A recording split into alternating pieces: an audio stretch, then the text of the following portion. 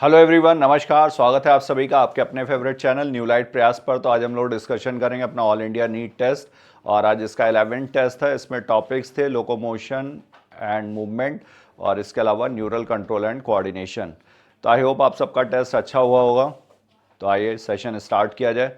Session इस mission के तहत अब पढ़ने का अधिकार सबको, डॉक्टर बनने का अधिकार भी सबको। मिशन है मैं mentor doctor SP Singh sir का, टीम न्यू लाइट का। आइए नोबल कॉज के लिए सेशन स्टार्ट करें। क्वेश्चन नंबर 91 आपके सामने। Chemical synapse shows bidirectional flow and electrical synapses are abundant in our system. तो यहाँ पर जो इलेक्ट्रिकल सिनेप्स के लिए लिखा हुआ है ये गलत है। Electrical synapses are abundant in our system, ये रेयर है। ये ह्यूमन ब्रेन में प्रेजेंट है बट रेयर है ये, तो ये गलत हो गया। Chemical synapse shows bidirectional flow, ये केमिकल सिनेप्स नहीं। केमिकल सिनेप्स में प्री सिनेप्टिक मेम्ब्रेन ये जो है और ये पोस्ट सिनेप्टिक मेम्ब्रेन ये वाली, यहाँ पर प्रेजेंट होते हैं रिसेप्टर्स। पोस्ट सिनेप्टिक मेम्ब्रेन बोलेंगे इसको, और यहाँ पर प्रेजेंट होते हैं रिसेप्टर्स। और इन रिसेप्टर्स पर आकर के बाइंड करते हैं न्यूरोट्रांसमीटर्स जो वेसिकल्स में भरे होते हैं। जब एक्शन पोटेंशियल यहाँ पहुँचेगा, कैल्शियम आयन का कॉन्सेंट्रेशन अंदर बढ़ेगा, जिसकी वजह से ये वेसिकल्स इससे फ्यूज़ हो जाएंगे इसकी मेम्ब्रेन से, और ये न्यूरोट्रांसमीटर्स यहाँ सिनेप्टिक क्लेफ्ट में जो फ्लूइड फिल्ड स्पेस है इसमें रिलीज़ हो जाते हैं, और ये फिर न्यूरोट्रांसमीटर्स आकर के यहाँ पे रिसेप्टर से बाइंड करेंगे। तो ये यूनिडायरेक्शनल फ्लो होगा, बाई डायरेक्शनली। इलेक्ट्रिकल सिनेप्स जो होते हैं इनके बीच में सिनेप्टिक क्लेफ्ट होगी नहीं, बीच में यहाँ पर गैप जंक्शंस होंगे, यहाँ से डायरेक्ट फ्लो करेगा और ये बाई डायरेक्शनल होता है। तो ये इलेक्ट्रिकल सिनेप्स के लिए तो सही है, केमिकल सिनेप्स के लिए गलत। ये था केमिकल सिनेप्स, तो बाई डायरेक्शनल। तो आंसर होगा यहाँ पे both statement 1 and 2 are incorrect. 91st is 4th। Now we move to next question. Page number इसका NCERT 1 पेज नंबर 234 से क्वेश्चन फ्रेम किया गया था।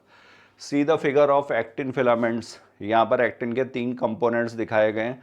ये वाला एफ एक्टिन, फिलामेंटस एक्टिन, और इसका मोनोमर जो होता है ये एक सिंगल जो ये ग्लोब्यूल दिखाया गया है इसको बोलेंगे जी एक्टिन, ये इसका मोनोमर है। इसके बाद ये ट्रोपोमाइसिन, ये कॉर्ड लाइक स्ट्रक्चर है, 2 होंगे ये, और हेलिकली वुंड होते हैं, एक दूसरे से लिपटे हुए हेलिक्स के फॉर्म में। उसके अलावा यहाँ पर ये ट्रोपोनिन, इसमें 3 कंपोनेंट्स हैं, सी, टी और आई। सी वाला जो होता है ये कैल्शियम से बाइंड करने के लिए, टी जो होगा ये ट्रोपोनिन और ट्रोपोमायोसिन के इंट्रैक्शन के लिए। Troponin is present at regular intervals on tropomyosin. और आई जो होता है ये एक्टिन और मायोसिन का इंटरेक्शन इसको इनहिबिट करने के लिए। तो यहाँ पर करेक्ट आंसर होगा A is troponin, B is tropomyosin and C is F actin. तो आंसर यहाँ पर सही है 92 का फर्स्ट, और इसका पेज नंबर है ये 221। Now next question, question number 93। यहाँ पर दिया हुआ the neurons in animals are capable of detecting various stimuli in environment. Stimulus मतलब एनी चेंज, फिजिकल, केमिकल और बायोलॉजिकल, तो उसको डिटेक्ट करने के लिए ये सब में प्रॉपर्टी है, सही है। Receiving and transmitting stimuli to CNS, ये भी ठीक है। Are capable of processing by all neurons of various internal and external stimuli. तो प्रोसेसिंग का मतलब क्या हुआ? प्रोसेसिंग का मतलब हुआ यहाँ पर ये कैपेबल है इसको इंटीग्रेट करने के लिए, वेरियस स्टिमुलस जो आ रहे हैं उनका इंटीग्रेशन होगा, प्लस उनकी एनालिसिस होगी, एनालाइज किया जाएगा, और उसके बाद उसको इंटरप्रेट किया जाएगा, इंटरप्रिटेशन, और उसके अकॉर्डिंग ही फिर रिस्पॉन्स। तो एनालिसिस और इंटरप्रिटेशन ये सब प्रोसेसिंग में आएगा। तो ये सारे न्यूरॉन्स में ये एबिलिटी नहीं है, ये सेंट्रल नर्वस सिस्टम जो ब्रेन में है उन न्यूरॉन्स की होगी, इंटर न्यूरॉन्स जो हैं और वेरियस इंटरनल एंड एक्सटर्नल दोनों नहीं, तो ये स्टेटमेंट यहाँ पर गलत है। यहाँ पर ये सही था और ये सही, तो डिटेक्टिंग, रिसीविंग और ट्रांसमिटिंग,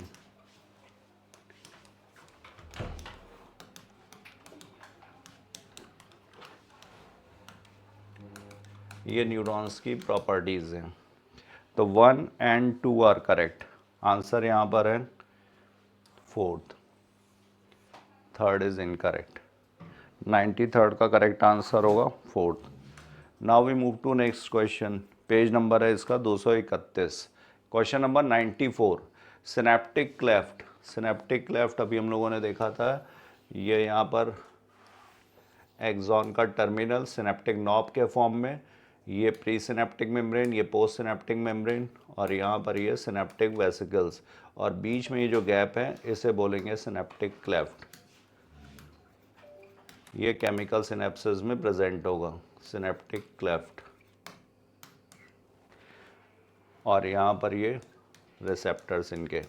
अब ये टाइप ऑफ न्यूरोट्रांसमीटर पे डिपेंड करेगा कि वो एक्साइटेशन करेगा या इनिबिशन करेगा, मतलब एक्शन पोटेंशियल आगे जनरेट होगा या इनिबिट होगा। तो ये सही दिया हुआ है, between pre synaptic and post synaptic membrane of synapse. Synapse जो होता है ये दो नर्व सेल्स के बीच में जंक्शन जो है, junction between two nerve cells, इसको बोलते हैं synapse.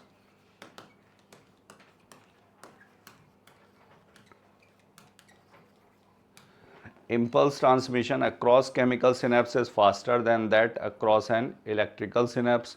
Impulse transmission across chemical synapse is faster, गलत। तो यहाँ पे फास्टर किस में होता है, इलेक्ट्रिकल सिनेप्स में। डायरेक्ट कम्युनिकेशन होगा, जिस तरह से एक नर्व में ट्रांसमिशन होता है उस तरह से। यहाँ पर ये केमिकल्स के थ्रू होगा, न्यूरोट्रांसमीटर्स के थ्रू होगा, तो इसमें टाइम लगेगा, तो फास्टर ये गलत है। असर्शन यहाँ पे सही है, but reason is false.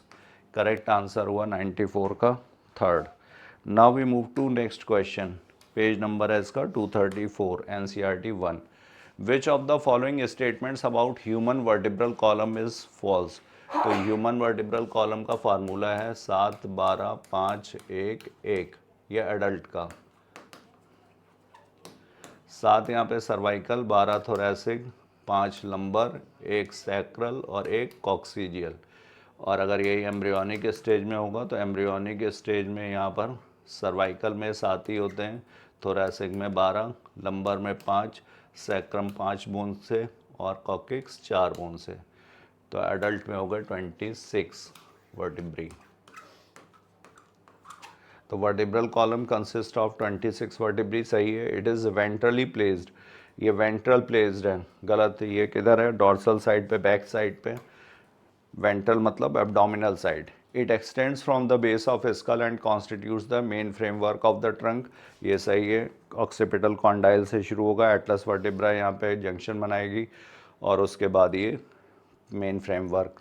Neural canal in vertebra is the passage for spinal cord, ये भी सही है। वर्टिब्री में जो कैनाल होती है जिसमें स्पाइनल कॉर्ड पास होती है उसे न्यूरल कैनाल कहते हैं, और स्पाइनल कॉर्ड में जो कैनाल है इसको सेंट्रल कैनाल। तो ये भी सही स्टेटमेंट है, यहाँ पे सिर्फ सेकंड वाला इनकरेक्ट है। तो 95 का करेक्ट आंसर हो गया सेकंड। पेज नंबर है इसका 225। Now next question, match list 1 with list 2। तो यहाँ पे मैचिंग टाइप का मल्टीपोलर न्यूरॉन। मल्टीपोलर न्यूरॉन ये किस में होगा, ये सेरेब्रल कॉर्टेक्स में। बाईपोलर न्यूरॉन, बाईपोलर न्यूरॉन जो होगा ये रेटिना ऑफ आइज में, जो रॉड एंड कोन्स हैं। यूनिपोलर न्यूरॉन, यूनिपोलर ये हो गया एम्ब्रियोनिक स्टेज में, तो सी का हो जाएगा फर्स्ट, बी का हो जाएगा सेकंड, और ए इज़ थर्ड। और सूडो यूनिपोलर, सूडो यूनिपोलर कहाँ होता है, dorsal root ganglia of spinal cord.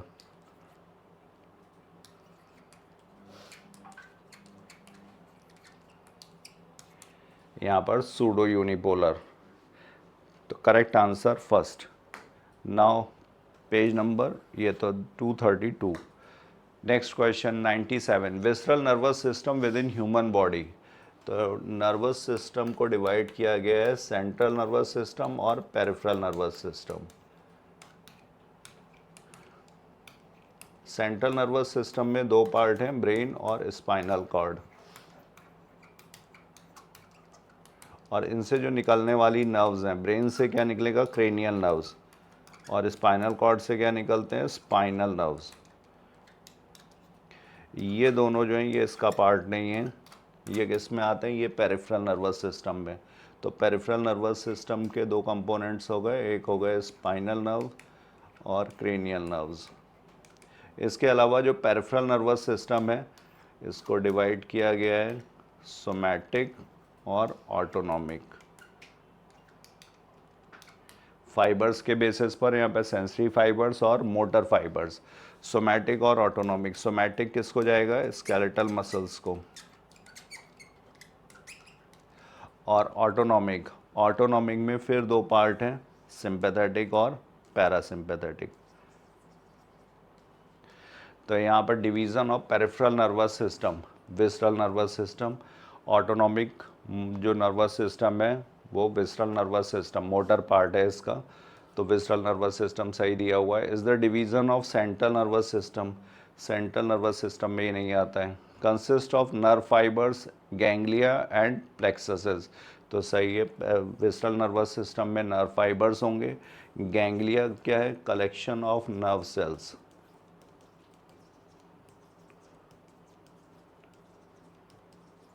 Collection of nerve cells in किस में है ये, तो ये होते हैं पेरिफेरल नर्वस सिस्टम में।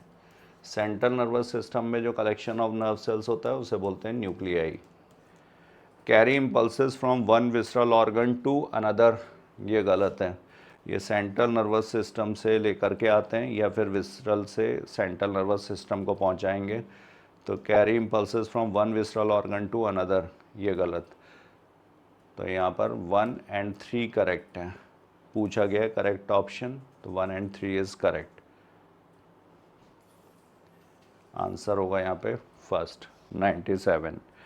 Now we move to next question, question number 98, page number है ये 231। Refer to the diagram showing sagittal section of human brain. तो ये यहाँ पर कॉर्पस कैलोसम दिखाया गया है। कॉर्पस कैलोसम क्या है, ये tract of fibres, nerve fibres which connect to cerebral hemispheres, जो दो सेरेब्रल हेमिस्फीयर्स को कनेक्ट करेगा, टू पेरिफेरल सेरेब्रल हेमिस्फीयर्स, इनको कनेक्ट करता है, और ये माइलिनेटेड फाइबर्स का बना होगा, वाइट फाइबर्स होते हैं, और एक कैरेक्टरिस्टिक है मैमेलियन ब्रेन का, कैरेक्टरिस्टिक ऑफ मैमेलियन ब्रेन।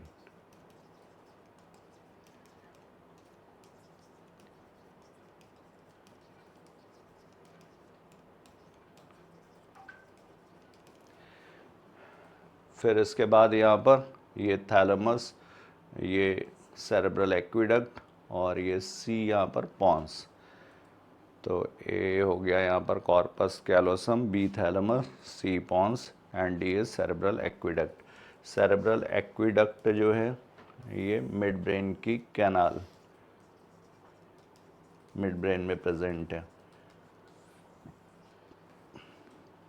ये फोर्थ वेंट्रिकल, थर्ड वेंट्रिकल को फोर्थ वेंट्रिकल से कनेक्ट करेगी सेरेब्रल एक्विडक्ट। 98 का करेक्ट आंसर हो गया third. Now we move to next question, question number 99, page number ये 235।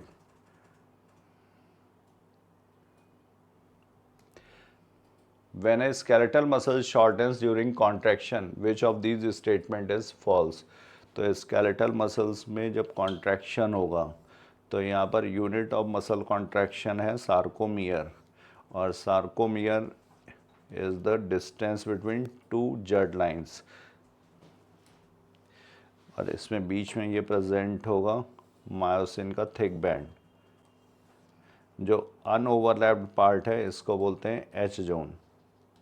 यहाँ पर होगी एम लाइन जो इसको बाइसेक्ट कर रही होगी और ये मायोसिन फाइबर्स को अटैचमेंट साइट प्रोवाइड करती है, जिस तरह से जेड लाइन एक्टिन फाइबर्स को अटैचमेंट साइट प्रोवाइड कर रही है। तो यहाँ पर आई बैंड शॉर्टेंस, जब ये कॉन्ट्रैक्शन होगा तो ये दो जेड लाइन पास पास आएंगी, तो आई बैंड यहाँ पे शॉर्टन होगा, सही है। एच जोन बिकम्स नैरोअर, तो जैसे ही जब शॉर्टनिंग होगी तो यहाँ पर ये अंदर की तरफ आएगा, ये भी अंदर की तरफ आएगा, तो यहाँ पे एच जोन भी क्या ऐसा हो जाएगा, शॉर्ट हो जाएगा, ये भी सही है, बिकम्स नैरोअर। सार्कोमियर शॉर्टेंस, जब दो जेड लाइन पास पास आएंगी तो सार्कोमियर जो यहाँ से यहाँ तक था वो भी शॉर्ट हो जाएगा, तो ये भी सही है। But A band always remains constant, क्योंकि जेड लाइन मैक्सिमम यहाँ तक आ सकती है, इसके अंदर नहीं, तो A band will always remain constant. Correct answer होगा 99 का second. Now we move to next question. Page number है ये 223।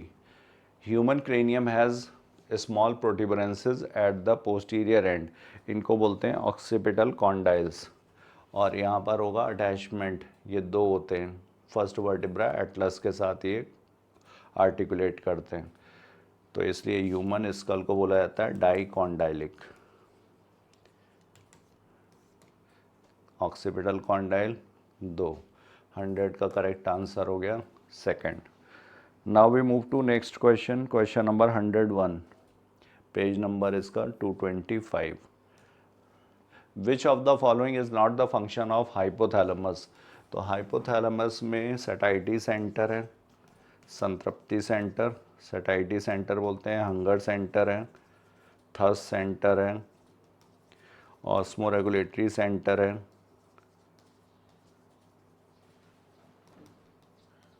थर्मोरेगुलेटरी सेंटर है, और इसके अलावा ये लिम्बिक सिस्टम के साथ मिलकर के सेक्सुअल बिहेवियर, इमोशनल ब्रेन का भी काम करता है।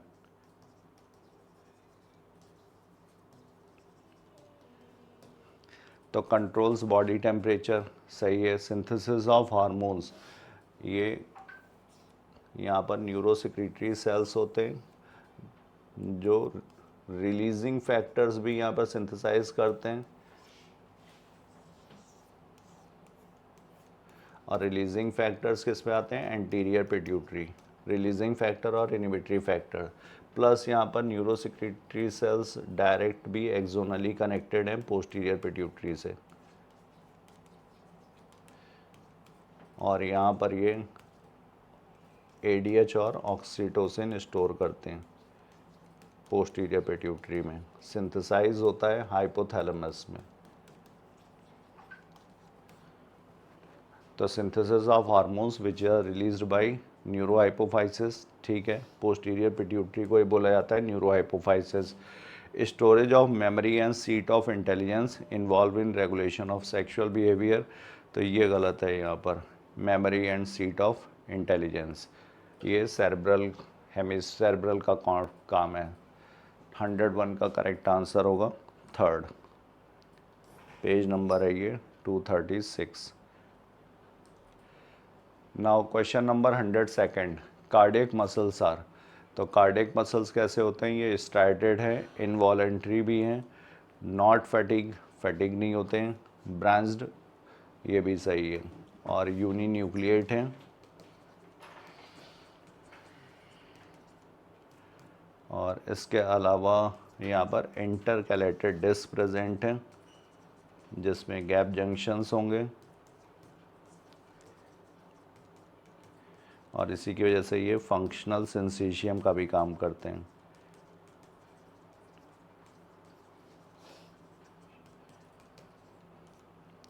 तो कार्डियक मसल्स यहाँ पर पूरा ही सही दिया हुआ है, all of the above. Not fatigue किस लिए, क्योंकि रिच ब्लड सप्लाई है, मायोग्लोबिन है, रिच माइटोकॉन्ड्रिया है, प्लस रिदमिक कॉन्ट्रैक्शन है इनका विद शॉर्ट रेस्टिंग फेज, इसलिए ये बिना थके लगातार काम करते रहते हैं। तो 102 का करेक्ट आंसर हो गया फोर्थ। पेज नंबर है ये 219। Now observe the given diagram and select the correct option regarding labelled part A. तो it may be either excitatory or inhibitory, it may be synthesized by mitochondria, it is stored in synaptic vesicles of synaptic knob। तो ये ठीक है, ये यहाँ पर synaptic knob है, इसमें ये synaptic vesicles हैं और इनमें ये न्यूरोट्रांसमीटर्स प्रेजेंट हैं। न्यूरोट्रांसमीटर्स एक्साइटेटरी भी हो सकते हैं, इनहिबिटरी भी हो सकते हैं। एक्साइटेटरी में जैसे कि एसिटाइल कोलिन और इसके अलावा एड्रेनालिन। यहाँ पर इनहिबिटरी न्यूरोट्रांसमीटर्स में गाबा, गामा माइनोब्यूट्रिक एसिड। और ये जो गाबा है ये इनहिबिटरी क्यों है? क्योंकि यहाँ पर जो आयन चैनल्स ओपन होंगे वो कौन से होते हैं? वो क्लोराइड आयन चैनल्स, जिसकी वजह से यहाँ पर हाइपर पोलराइजेशन हो जाता है पोस्ट सिनेप्टिक मेम्ब्रेन में। यहाँ पर क्लोराइड आयन चैनल्स ओपन हो जाते हैं, हाइपर पोलराइजेशन, तो उसकी वजह से आगे का एक्शन पोटेंशियल फिर कंडक्ट नहीं होगा। जो एक्साइटेटरी हैं वो सोडियम आयन चैनल्स खोलते हैं। तो ये सही है, ये भी सही है, ये भी सही है। It may be synthesised by mitochondria, जैसे एसिटाइल कोलिन, माइटोकॉन्ड्रिया इसमें हेल्प करता है। तो all of these are correct. 103 का करेक्ट आंसर होगा fourth. Now we move to next question, page number 234, 104। False ribs, false ribs जो हैं 732, 7 पेयर्स यहाँ पर ट्रू रिब्स, ये ट्रू रिब्स, 3 पेयर्स यहाँ पर फॉल्स रिब्स और 2 पेयर्स यहाँ पर फ्लोटिंग रिब्स। तो ट्रू रिब्स क्यों हैं? क्योंकि ये डॉर्सल साइड में वर्टिब्रल कॉलम से जुड़ते हैं और वेंट्रल साइड में स्टर्नम से, इसीलिए इनको बोला जाता है वर्टिब्रो स्टर्नल। यहाँ पर जो फॉल्स रिब्स हैं 3 पेयर, ये 7th कार्टिलेज, जो 7th स्टर्नम जो रिब है उसका जो कार्टिलेज है हाइलाइन कार्टिलेज, उससे आके जुड़ते हैं। ये डायरेक्ट स्टर्नम से नहीं जुड़ते हैं, तो इसलिए इनको बोला जाएगा फॉल्स रिब्स। इनका नाम होगा वर्टिब्रो कॉन्ड्रल। कॉन्ड्रल मतलब कार्टिलेज से रिलेटेड है, तो वर्टिब्रो कॉन्ड्रल। और फ्लोटिंग रिब्स, फ्लोटिंग रिब्स जो होते हैं ये पीछे डॉर्सल साइड पे तो वर्टिब्री से जुड़े होते हैं, बट वेंट्रल साइड पे ना ही 7th के कार्टिलेज से और ना ही किसी और से स्टर्नम से किसी तरह से भी जुड़े नहीं हैं, तो इसलिए इनको बोला जाता है वर्टिब्रल रिब्स। तो फॉल्स रिब्स हो गई यहाँ पर 8th to 10th pair, 8th 9th 10th। 2 ribs हो गई 1st to 7th pair. Floating ribs हो गई 11th and 12th pair. Sternum सिर्फ एक होता है, तो ए का हो गया 3rd, बी का हो गया 1st, सी का 2nd and D is 4th। Correct answer होगा 104 का 4। Now we move to next question, और इसका पेज नंबर दिया हुआ है NCERT 1 225। Now question number 105. Arrange the arachnoid, pyometer and durameter according to their location from inner to outer layer। तो ये सब क्या है? meninges। meninges क्या है? coverings of brain। इसी में जब इन्फ्लेमेशन हो जाता है इसे बोलते हैं meningitis। तो यहाँ पर जो ब्रेन है इससे जो चिपकी हुई लेयर होती है, इससे जो चिपकी हुई लेयर है इसे बोला जाता है पायामेटर। इसके बाद यहाँ पर होगा अरेक्नॉइड, ये बीच में अरेक्नॉइड, और इसके ऊपर यहाँ पर होगा ड्यूरामेटर, ये यहाँ पर ड्यूरामेटर, और इसके ऊपर फिर स्कल, और स्कल और ड्यूरामेटर के बीच में कोई स्पेस नहीं होती है, ये एकदम चिपकी हुई होगी स्कल से। तो बीच में जो लेयर है स्पेस है इसमें, इसको बोलते हैं सब ड्यूरल स्पेस, यहाँ पर सब अरेक्नॉइड स्पेस।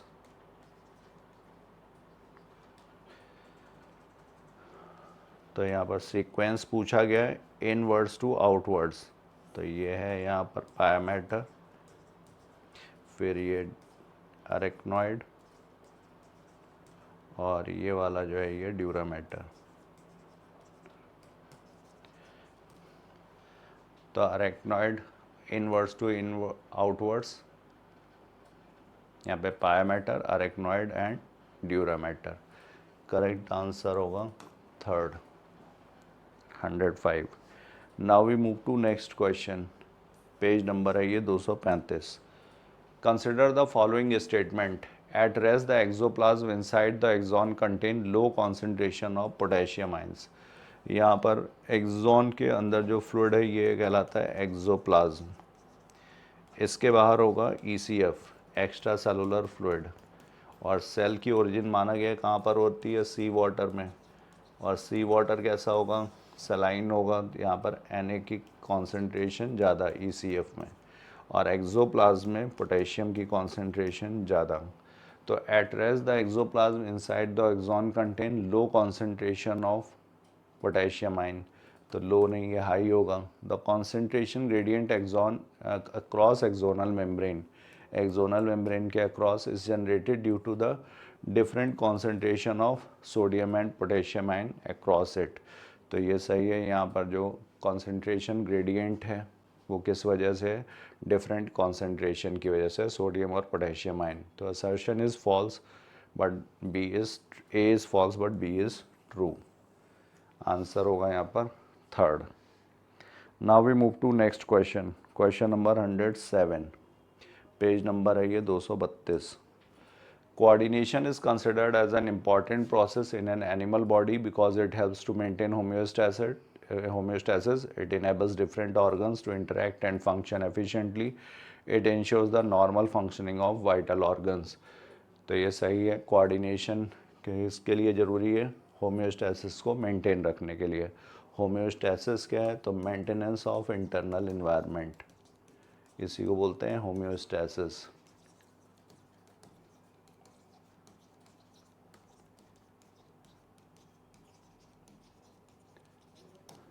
तो इसको मेंटेन रखने के लिए सही है। It enables different organs to interact and function efficiently, ये भी ठीक है। और it ensures the normal functioning of vital organs, तो यहाँ पर तीनों ही सही हैं। करेक्ट आंसर होगा फोर्थ। और कोऑर्डिनेशन के लिए दो सिस्टम है, एक है एंडोक्राइन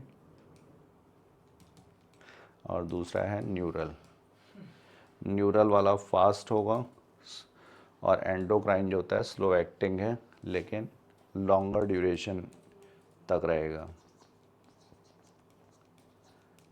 और ये वाला फास्ट, ये पॉइंट टू पॉइंट होगा,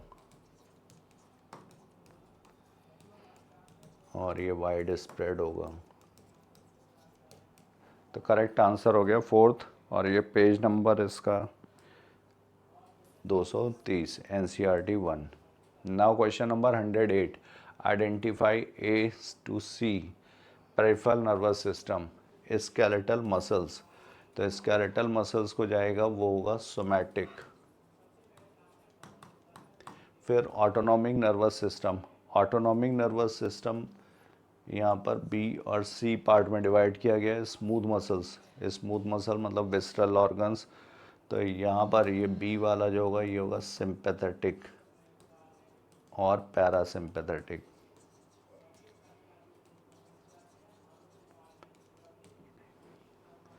तो करेक्ट आंसर यहाँ पर 108 का somatic neural system, sympathetic, parasympathetic, 108 is 4. Now we move to next question, question number 109.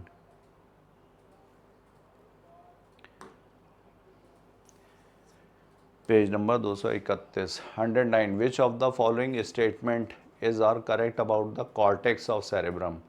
तो कॉर्टेक्स जो इसका पेरिफेरल पार्ट है इसको बोलते हैं कॉर्टेक्स, और कॉर्टेक्स में यहाँ पर इसके सेल्स होंगी, cell bodies.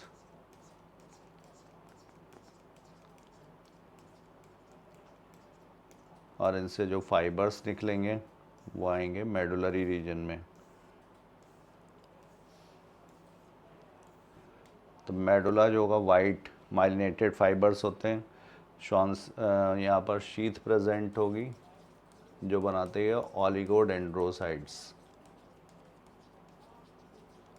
Central nervous system में जो शीथ होती है वो ऑलिगोडेंड्रोसाइट, पेरिफेरल नर्वस सिस्टम में श्वान सेल की। तो it consist of grey matter, greyish in appearance होगा। क्यों होता है? सेल बॉडीज़ की वजह से। इट शोज़ प्रोमिनेंट फोल्ड्स, ये भी सही है, यहाँ पर ये सल्काई और गहराई होंगे, उभरे हुए पोर्शन भी होंगे और डिप्रेशंस भी होते हैं, सल्कस और gyrus. It shows prominent fold, सही था। It consist of white matter, white matter इसका सेंट्रल पार्ट है। It contains motor area, sensory area and association area. तो ठीक है, मोटर एरिया भी है, सेंसरी एरिया है, एसोसिएशन एरिया है। Association area for intersensory association,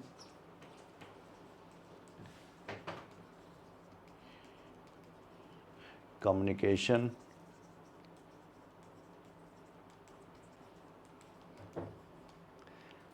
और मेमोरी। तो यहाँ पर सिर्फ थर्ड वाला इनकरेक्ट है और पूछा गया करेक्ट ऑप्शन। तो 1, 2 एंड 4 आंसर होगा यहाँ पर third. 109। Now we move to next question, question number 110, page number है 236। 110, given below are two statements, axial skeleton comprises 126 bones distributed along the main axis of the body. तो appendicular और axial skeleton, skeletal system को दो part में divide करते हैं, पेंडिकुलर और axial. Axial मतलब जो सेंट्रल एक्सेस के अलॉन्ग है, स्कल हो गया, वर्टिब्रल कॉलम हो गया, स्टर्नम, रिब्स, ये एक्सियल में। तो एक्सियल जो होती हैं ये 80, अपेंडिकुलर होती हैं 126, 30 दोनों लिम्स, अपर लिम लोअर लिम्स में, 30 इन ईच लिम, तो टोटल 120, और इसके अलावा 6 और। तो अपेंडिकुलर स्केलेटन, और ये वाला जो है एक्सियल। तो एक्सियल स्केलेटन दिया हुआ है, गलत। The skull region articulates with the superior region of the vertebral column with the help of 3 occipital condyles. यहाँ 3 नहीं 2, तो दोनों ही गलत हैं। Statement 1 and 2 both are incorrect. 110 is 4. Now question number 111. Identify the ribs. Ribs are attached to the sternum ventrally and to the vertebrae dorsally. Ribs are attached to the sternum ventrally and to the vertebrae dorsally. तो ये हो गई true ribs. तो A का हो गया first. Ribs are attach to the sternum through costal cartilage, और ये कार्टिलेज कैसा होता है? Hyaline, 7th rib. ये हो गई फॉल्स, बी इज सेकेंड। और ribs are not attach to sternum, ये हो जाते हैं floating ribs. A is 1, B is 2 and C is third. 111 is first. Now we move to question number 112. Page number है ये 225. Out of X pairs of ribs in humans, only Y pairs are true ribs. तो out of 12 pairs और Y pairs are true ribs, 7 pairs. तो X यहाँ पर क्या हो गया? ये 12 और Y हो गया 7. True ribs attached to dorsally to vertebral column and ventrally to the sternum. X is 12, Y is 5, गलत। X is 24 pairs, गलत, ये भी गलत। तो 24 pairs नहीं, 24 pairs नहीं, यहाँ पे 5 pairs नहीं। करेक्ट आंसर होगा first, 112. Now we move to next question. Page number 225 से। For articulation of head of humerus a depression found in scapula is called. तो स्कैपुला इस तरह से ये ट्राइंगुलर बोन है, यहाँ पर ये रिज प्रेजेंट है स्पाइन के फॉर्म में। यहाँ पर ये प्रोसेस जिसको बोला जाता है एक्रोमियन प्रोसेस, इससे आके ये क्लेविकल जॉइंट होगा, एक्रोमायोक्लेविकुलर जॉइंट, और यहाँ पर ये कैविटी होगी जिसको बोलते हैं ग्लिनोइड कैविटी। और यहाँ पर आकर के head of the humerus articulate करेगा। तो ये हो गया यहाँ पर ग्लीनॉइड कैविटी। एसिडापुलम ये फीमर हेड के लिए होगी, फीमर हेड यहाँ पर आर्टिकुलेट करता है, पेल्विक गर्डल में प्रेजेंट है। ऑक्सीपिटल कॉन्डाइल दो हैं, स्कल में प्रेजेंट है, इसीलिए ह्यूमन स्कल इज डाइकॉन्डाइलिक। और मैनोब्रियम ये स्टर्नम का पार्ट है, स्टर्नम में जो अपर पार्ट है दैट इज मैनोब्रियम। तो 113 का करेक्ट आंसर होगा fourth. Now we move to next question, page number है ये 226। 114 ilium is a part of, ilium hind limbs, pelvic girdle, pectoral girdle, fore limbs. तो ilium ischium pubis, एक pelvic girdle जो है ये दो हाफ से मिलकर बनी है, ईच हाफ को बोलते हैं कॉक्सल, और इसमें ये 3 बोन के फ्यूजन से बनता है, इलियम, इस्चियम और प्यूबिस। प्यूबिस जो सामने आकर के जुड़ेगी प्यूबिक सिम्फाइसिस के थ्रू। तो यहाँ पर किसका पार्ट हुआ, पेल्विक गर्डल का। 114 is second. Now we move to next question, question number 115, page number हो गया ये 226। Match list 1 with list 2। Sternum, sternum ये flat bone, glenoid cavity, glenoid pectoral में फ्रीली मूवेबल जॉइंट, ये साइनोवियल फ्लूइड यहाँ पे present होगा, कार्टिलेजिनस जॉइंट वर्टिब्री। तो कार्टिलेजिनस जॉइंट वर्टिब्री में प्रेजेंट है, फ्रीली मूवेबल में साइनोवियल जॉइंट, ये इनमें साइनोवियल कैविटी होगी जिसमें साइनोवियल फ्लूइड भरा होता है। Glenoid cavity, glenoid cavity pectoral girdle में थी, स्कैपुला में जहाँ पर head of the humerus articulate करता है, शोल्डर जॉइंट बनेगा। स्टर्नम ये फ्लैट बोन। तो ए का हो गया फोर्थ और बी का हो गया थर्ड, एक ही ऑप्शन में दिया हुआ है, आंसर होगा यहाँ पर second 115। Now we move to next question, page number 226। 116 skeletal system consist of, skeletal system consist of only bones, only cartilage, framework of bones and few cartilage, framework of cartilage and few bones। तो यहाँ पर framework of bones and few cartilage, correct answer 116 is third। Now we move to next question, question number 117, page number था ये 224। ए, B और सी, ए यहाँ पर क्या है स्टर्नम, बी यहाँ पर रिब्स और सी हो गई वर्टिब्रल कॉलम। तो sternum, ribs and vertebral column, correct answer होगा 117 का second. Now we move to next question, page number था ये 226। 118 many monomeric proteins called meromyosin constitute one thick filament. तो ठीक है, एक्टिन और मायोसिन ये मिलकर के बनाते हैं, यहाँ पर जेड बैंड एक्टिन को बाइसेक्ट करेगा, आई बैंड एक्टिन से बना हुआ है, ये मायोसिन थिक फिलामेंट, और मायोसिन जो होगा इसमें मोनोमेरिक प्रोटीन्स होंगे जिनको मीरोमायोसिन बोला जाएगा। तो ये सही है। The globular head is an active ATPase enzyme and has binding sites for ATP and active sites for actin. Globular head ये जो मायोसिन में है ये ग्लोबुलर हेड, यहाँ पर एक्टिन के लिए भी बाइंडिंग साइट है, एटीपी बाइंडिंग साइट भी है और एटीपेज एक्टिविटी भी होगी। तो ये सही है, globular head as an ATPase enzyme and has binding sites for ATP and active sites for actin. Actin से ये बाइंड करेगा, क्रॉस ब्रिज का फॉर्मेशन होगा। तो दोनों यहाँ पर सही है, 118 का करेक्ट आंसर होगा, statement 1 and 2 both are correct first. Now we move to next question, page number है 221। Question number 119 sarcomere is best described as. तो sarcomere is distance between two Z lines, और ये unit of structural and functional unit of muscle contraction, ये दो Z lines के बीच, इसको बोलेंगे सार्कोमियर। जेड लाइन किसको बाइसेक्ट करती हैं, तो ये आइसोट्रोपिक बैंड को जो एक्टिन से बना हुआ है, और ये वाला जो है ये एनाइसोट्रोपिक, इसमें एक्टिन भी होगा, मायोसिन भी होगा, तो ये एनाइसोट्रोपिक। तो fixed structural unit within a myofibril, movable structural unit within a myofibril bounded by Z lines. तो ये मूवेबल होगा क्योंकि जेड लाइंस ये जब कॉन्ट्रैक्शन होगा तो ये पास पास आएंगी। तो movable structural unit within a myofibril bounded by Z lines, ये सही है। फिक्स स्ट्रक्चरल गलत है। Movable structure with a myofibril bounded by H zones, ये भी गलत। तो 119 का करेक्ट आंसर हो गया फोर्थ। पेज नंबर है 221। Now question number 120, given below are two statements, motor neuron along with a muscle fibre connected to it constitute a motor unit.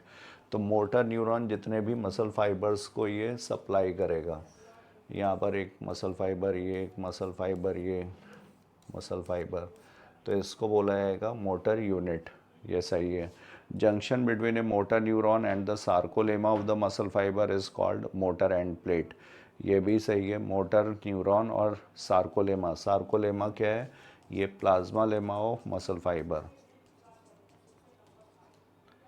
Lemma of muscle fibre, तो इसे बोलेंगे motor end plate, ये भी ठीक है। तो both assertion and reason are true, but reason is not the correct explanation। 120 का correct answer होगा second. Now we move to next question, question number 121, which of the following statement is true, इनमें से कौन सा statement सही है। Locomotory structures need to be different from those affecting other type of movements. Human beings cannot move limbs, jaws, eyelid, tongue, etc. Locomotion does not require any perfect coordination activity. All locomotion are movement, but all movements are not locomotion. तो यहाँ पर true statement पूछा गया है, true statement होगा यहाँ पर fourth. All locomotions are movement, locomotion का मतलब हुआ ऑर्गेनिज्म एज ए होल, पूरे का पूरा ऑर्गेनिज्म जब उसकी लोकेशन चेंज होगी तब इसे बोला जाएगा locomotion.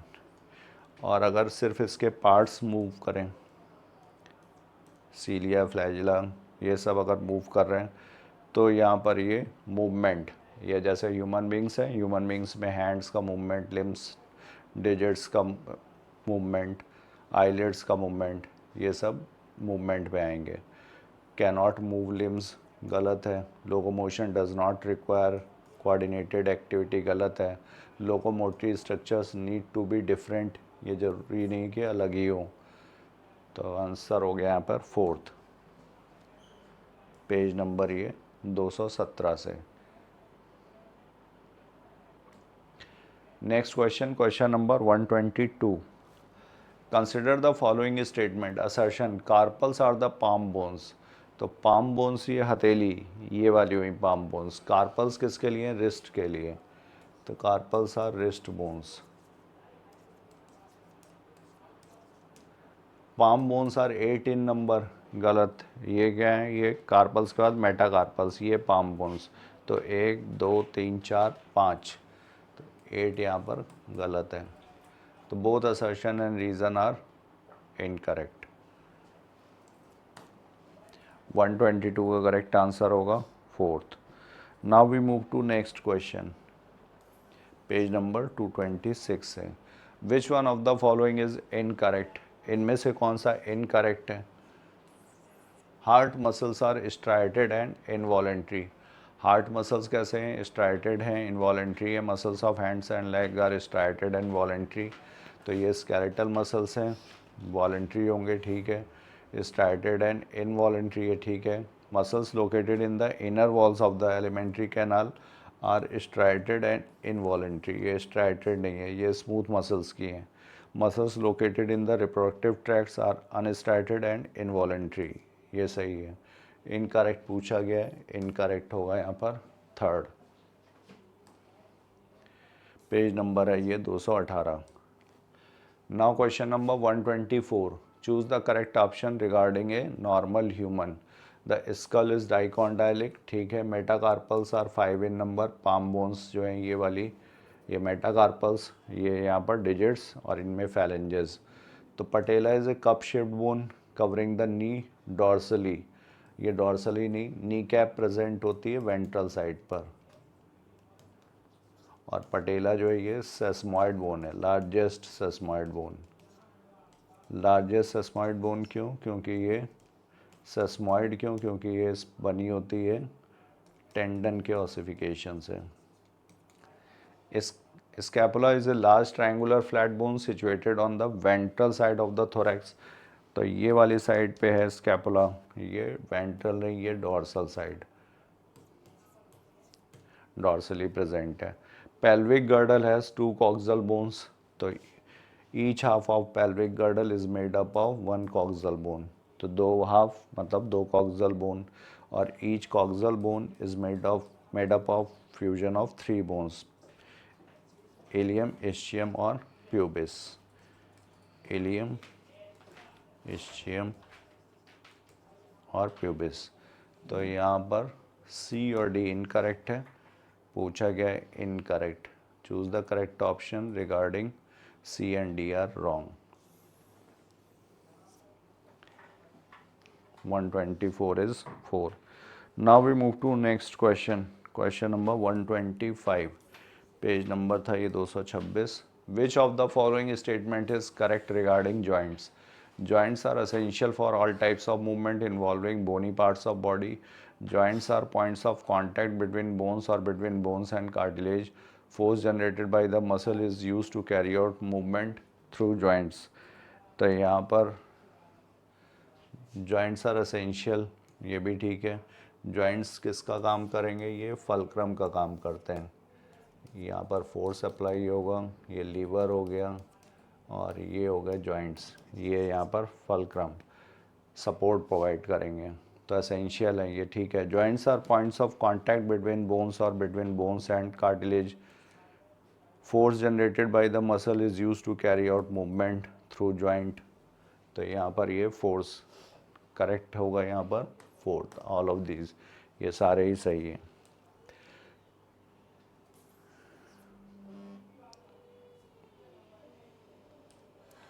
Next question, question number 126.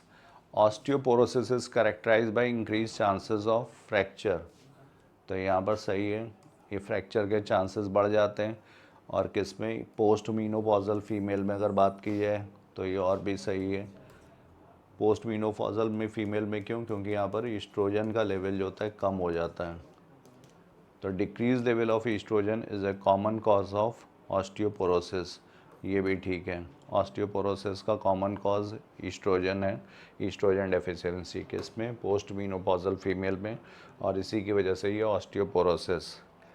तो यहाँ पर असर्शन भी सही है, रीज़न भी सही है, और रीज़न उसका करेक्ट एक्सप्लेनेशन भी है। 126 का करेक्ट आंसर होगा फर्स्ट। पेज नंबर है यहाँ पर अब इसका 227.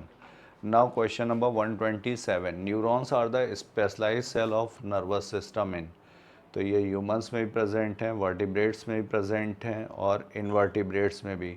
इनफैक्ट इनकी शुरुआत होती है सीलेंट्रेट्स से, और सीलेंट्रेट्स में एपोलर न्यूरॉन।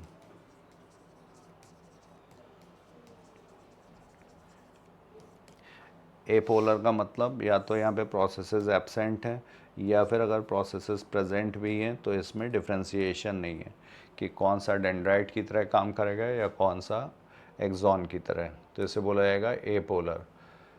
तो mostly all animals including vertebrates and invertebrates, correct answer होगा यहाँ पर थर्ड। सिर्फ ह्यूमंस में या सिर्फ वर्टिब्रेट्स में नहीं। Now we move to next question, question number 128. Why is nervous system of insect considered better organized as compared to hydra and planaria? तो हाइड्रा में यहाँ पर टिश्यू लेवल का ऑर्गेनाइजेशन है, यहाँ पर ऑर्गन लेवल का। नर्वस सिस्टम, ऑर्गन सिस्टम, तो इसकी शुरुआत होगी हायर ऑर्गेनिज्म में, और यहाँ पर जो इंसेक्ट्स हैं इसमें बेटर ऑर्गेनाइज्ड है, क्यों? क्योंकि यहाँ पर ब्रेन जो है ये सुप्राइसोफेजियल गैंग्लिया के फॉर्म में प्रेजेंट है। Vertebral nerve cord, sorry ventral side पर नर्व कॉर्ड भी है double.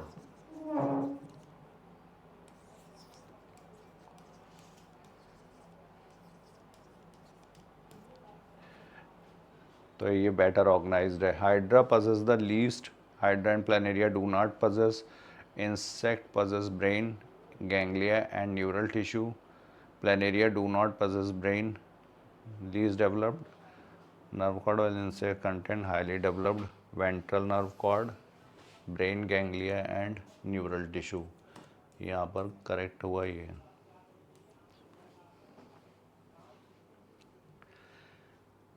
One 128 is first। Now we move to next question। Page number है ये 231। Now question number 129।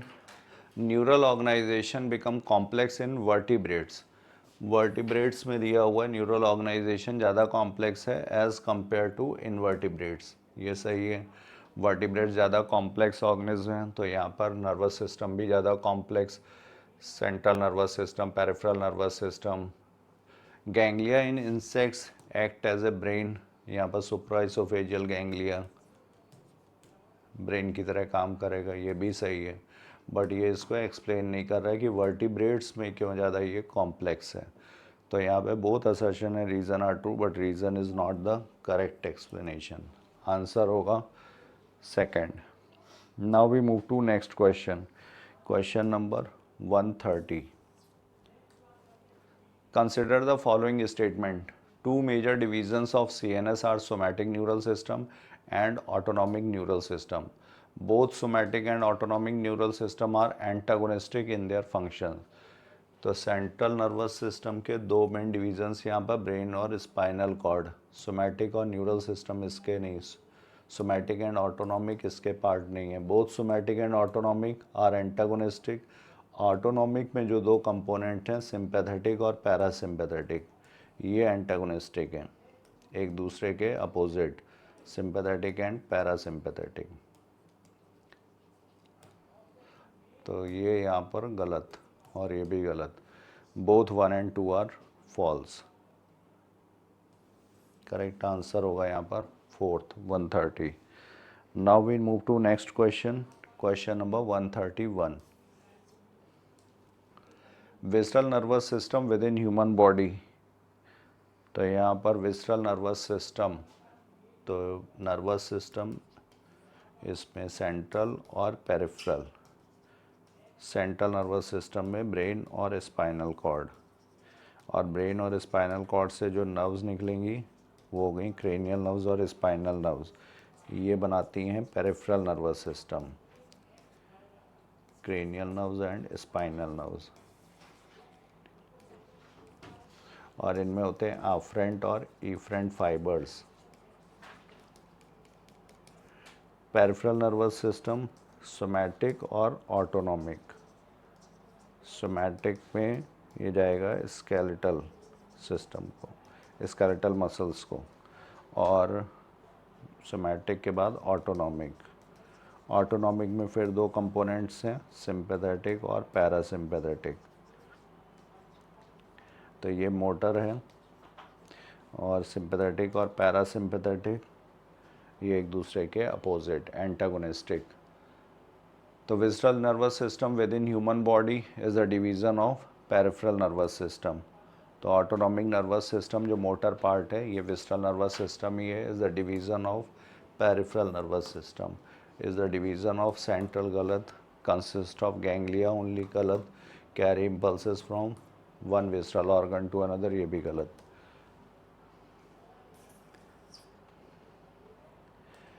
Next question 132। Afferent fibre, somatic neural system, autonomic neural system and efferent fibres. तो afferent fibres ये जो sensory fibres होंगे ये impulses को towards the CNS लेकर के जाएंगे। तो afferent fibres carry impulses. Somatic neural system, somatic neural system ये वॉलंटरी कंट्रोल के लिए, मसल्स के लिए, ऑटोनॉमिक न्यूरल सिस्टम ये विसरल के लिए, तो इनवॉलेंट्री कंट्रोल मसल्स के लिए, स्मूथ मसल्स। इफरेंट फाइबर्स ये carry impulses away from the CNS। तो ए का हो जाएगा 4, बी का हो जाएगा 3rd, सी का होगा 1st और डी का 2nd। करेक्ट आंसर होगा यहाँ पर 3rd, 132। Now we move to next question 133. While studying the structural details of a neuron, how would you distinguish an axon from a dendrite? Axon को dendrite से कैसे distinguish करेंगे? तो axon is a long process whose distal end is branched. Dendrites are branched irregularly, gives off long branches. गलत। Axon contains Nissls granules. Nissls granules जो होते हैं वो सेल बॉडी में है और डेंड्राइट्स में, एक्सॉन में नहीं है। Axons are numerous. गलत। तो यहाँ पर पहला वाला ये सही है। न्यूरॉन में यहाँ पर कई सारे डेंड्राइट्स, मल्टीपोलर न्यूरॉन अगर होगा, और ये एक सिंगल एक्सॉन, एक्सॉन यूजुअली एक ही, तो यहाँ पर ये सारे हो गए डेंड्राइट्स। और ये किधर इम्पल्स लेकर के आते हैं? ये टुवर्ड्स सेल बॉडी इम्पल्स लेकर के आएंगे, और axon away from the cell body लेकर के जाएगा। और इसका डिस्टल एंड यहाँ पर कैसा होगा? ये ब्रांच्ड होता है, सिनेप्टिक नॉब के फॉर्म में ये टर्मिनेट होगा। तो करेक्ट आंसर हुआ 133 का first. Now we move to next question. Page number था इसका 232। 134, refer to the given diagram of the structure of a neuron and identify A, B and C। तो यहाँ पर ये शीथ बनी हुई है, ये श्वान सेल होंगी, माइलिन शीथ बनाएंगी, वाइट इन कलर होगा। ये nodes of Ranvier B। Nodes of Ranvier क्या हैं? जो दो माइलिन शीथ के बीच में गैप होगा, इसे बोलेंगे नोड्स ऑफ रेनवियर, और ये हेल्प करेगा सॉल्टेटरी कंडक्शन में। सॉल्टेटरी कंडक्शन मतलब जंपिंग कंडक्शन, फास्ट होगा। और ये यहाँ पर सिनेप्टिक नॉब,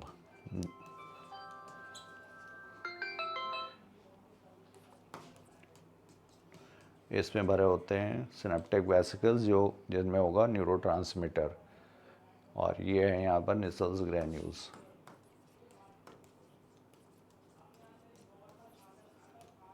प्रोटीन सिंथेसिस से रिलेटेड। तो सिनेप्टिक नॉब यहाँ पर Schwann cell, nodes of Ranvier and synaptic knob. Correct answer हो गया 134 का second. Now we move to next question. Page number है इसका 232। Question number 135। यहाँ पर न्यूरोट्रांसमीटर ये contained in synaptic knob, A का 3rd। निसल्स ग्रैन्यूल्स, तो ये राइबोसोमल ग्रैन्यूल्स हैं, रफ एंडोप्लाज्मिक रेटिकुलम भी प्रेजेंट होगा, प्रोटीन सिंथेसिस में इन्वॉल्व है। डेंड्राइट्स ये शॉर्ट होंगे, ब्रांच्ड होंगे। एक्सॉन ये away from the cell body impulse को लेकर के जाएगा। तो करेक्ट आंसर हो गया ए का 3rd, बी का 1st, सी का 2nd and D is 4th। Page number इसका 232। So I have covered my portion. Thank you all of you. Thank you so much. Now further discussion will be carried by my fellow partner Surbi ma'am. Thank you so much. Hello बच्चों, good evening. तो चलिए आज का question हम लोग 136 से discuss करते हैं। Consider the following statement. Statement 1 कह रहा है myelinated and non myelinated neurons are differentiated on the basis of neuron.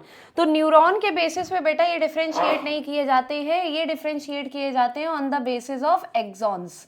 Axon के बेसिस पे डिफरेंशिएट किए जाते हैं। अगर एक्सॉन के ऊपर माइलिन शीट प्रेजेंट है तो ऐसे नर्व फाइबर को बेटा क्या बोलते हैं? Myelinated nerve fibre. और अगर इनके ऊपर माइलिन शीट नहीं होती है तो ऐसे नर्व फाइबर को बोला जाता है नॉन माइलिनेटेड नर्व फाइबर। तो बेटा पहला स्टेटमेंट क्या हो गया? गलत हो गया। दूसरा स्टेटमेंट बोल रहा है human contain only myelinated neuron, तो ये भी गलत है। ह्यूमंस में बेटा माइलिनेटेड न्यूरॉन्स भी पाए जाते हैं और नॉन माइलिनेटेड न्यूरॉन्स भी पाए जाते हैं, तो ये भी क्या हो गया? गलत हो गया। तो आंसर क्या हो जाएगा बेटा? 136 का करेक्ट आंसर हो जाएगा 4th। NCERT 1 page number 232। Next question हमारे पास नोड्स ऑफ रैनवियर। अच्छा बेटा, नोड्स ऑफ रैनवियर क्या होते हैं? ये मान लो आपका एक्सॉन है, एक्सॉन के ऊपर आपका क्या है? माइलिनेटेड नर्व फाइबर, ठीक है, माइलिनेटेड नर्व फाइबर। और माइलिनेटेड नर्व फाइबर के बीच में बेटा जो स्पेस होती है, माइलिनेटेड नर्व फाइबर के बीच में ये जो गैप है, इस गैप को ही बेटा हम क्या बोलते हैं? इस गैप को बोला जाता है नोड्स ऑफ रैनवियर। और ये बेटा हेल्प करते हैं सॉल्टेटरी कंडक्शन में, सॉल्टेटरी कंडक्शन ऑफ इम्पल्स में क्या करते हैं? मदद करते हैं। तो आंसर क्या हो जाएगा बेटा? 137 का करेक्ट आंसर हो जाएगा second, NCERT 1 page number 232। Next question है बच्चा हमारे पास असर्शन रीजन का 138। असर्शन रीजन में बोल रहा है बेटा कि the axons of neuron can receive signal from other neurons. Axons जो होते हैं न्यूरॉन के, वो रिसीव करते हैं बेटा सिग्नल फ्रॉम अदर न्यूरॉन। तो बेटा एक्सॉन नहीं बेटा आपका एक्सेप्ट करते हैं, कहाँ से सिग्नल आते हैं? डेंड्राइट्स से। डेंड्राइट्स से सिग्नल कहाँ जाते हैं? डेंड्रॉन्स में। और डेंड्रॉन से सिग्नल कहाँ जाते हैं? सेल बॉडी में। और सेल बॉडी या साइटोन से सिग्नल बेटा किस में जाते हैं? एक्सॉन में। तो अगर दूसरे न्यूरॉन से आपके किसी और न्यूरॉन में नर्व कंडक्शन जा रहा है तो दूसरा न्यूरॉन एक्सॉन से देगा और उसको एक्सेप्ट कौन करता है? डेंड्राइट। तो असर्शन क्या हो गया? गलत हो गया। अ मल्टीपोलर न्यूरॉन कंटेन 1 एक्सॉन, बिल्कुल सही है। मल्टीपोलर न्यूरॉन में बेटा एक्सॉन का नंबर कितना होता है? 1। और डेंड्रॉन्स का नंबर या डेंड्राइट्स का नंबर क्या होता है? मैनी। और ये हमारे कहाँ पे पाए जाते हैं? सेरेब्रल कॉर्टेक्स में। कहाँ पे होते हैं बेटा? सेरेब्रल कॉर्टेक्स में। तो आंसर क्या हो जाएगा बेटा आपका? फोर्थ। तो 138 का करेक्ट आंसर क्या हो जाएगा? Fourth, NCERT 1 page number 232। Next question की तरफ चलते हैं। और बेटा नेक्स्ट क्वेश्चन है हमारे पास, the resting axonal membrane is. Resting axonal membrane की अगर बात करी जाए तो रेस्टिंग एक्सोनल मेम्ब्रेन बेटा परमिएबल होती है K+ आयन के लिए। तो ये स्टेटमेंट सही है, परमिएबल होती है K+ आयन के लिए, बिल्कुल सही है। मोर परमिएबल टू Na+ आयन, बेटा ये क्या है? गलत है। मोर परमिएबल नहीं होती है बेटा आपकी, लेस या नो परमिएबल होती है Na+ आयन के लिए।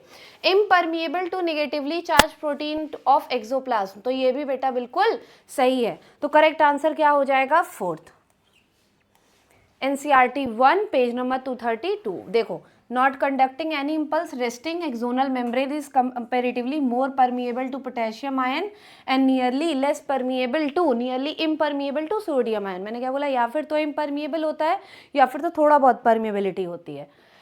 इसके बाद 140 में बेटा हमारे पास क्या आ गई है? मैचिंग आ गई है।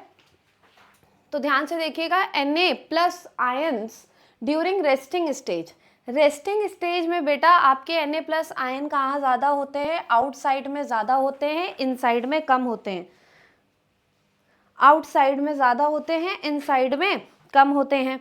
फिर उसके बाद बेटा K+ ion during resting stage. तो K+ आयन बेटा क्या होते हैं? बाहर की, अंदर की तरफ ज़्यादा होते हैं, बाहर की तरफ कम होते हैं।